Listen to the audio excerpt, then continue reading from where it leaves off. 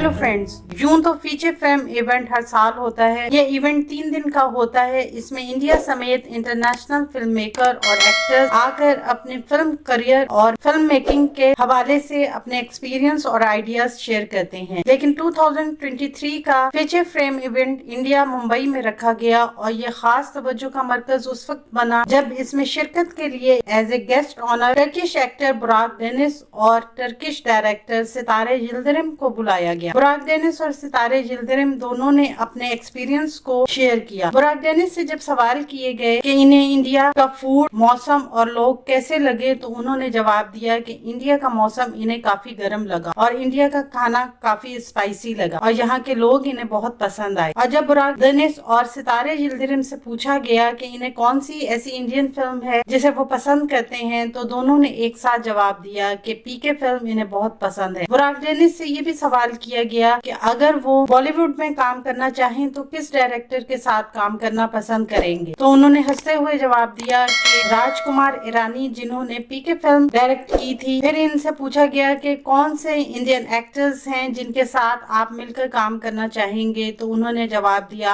आमिर खान, शाहरुख खान और प्रियंका चोपड़ा। यहाँ एक बात आपको बताते चलें कि आमिर खान और शाहरुख खान टर्की में बहुत ज्यादा फेमस हैं, क्योंकि इन दोनों की कई फिल्म टर्की जुबान में रिलीज की गई हैं। पीके फिल्म और 3 इडियट्स को टर्की में बहुत ज्यादा पॉपुलैरिटी हासिल है। इस इवेंट जिसमें बुराक ने होस्ट विराल पटेल के साथ शाहरुख खान के सिग्नेचर पोस्ट पर परफॉर्म भी किया और वो अनिल कपूर और आदित्य राय कपूर से भी मिले। वो अपनी नई आने वाली सीरीज 21 ज़बान टू स्ट्रेंजर के बारे में भी बताया, जिसमें वो एक ऐसा कैरेक्टर प्ले कर रहे हैं जो दोहरी शख्सियत का मालिक है। उन्होंने बताया कि इस रोल को प्ले करते हुए इन्हें काफी मुश्किलात का सामना है, मगर इसे प्ले करते हुए उन्हें काफी मजा आ रहा है। इस सीरीज में इनके साथ हैंडे अर्चल काम कर रही हैं। इसके अलावा बुराक डेनिस ने सबकी फरमाइश पे हल्का सा गुनगुनाया भी।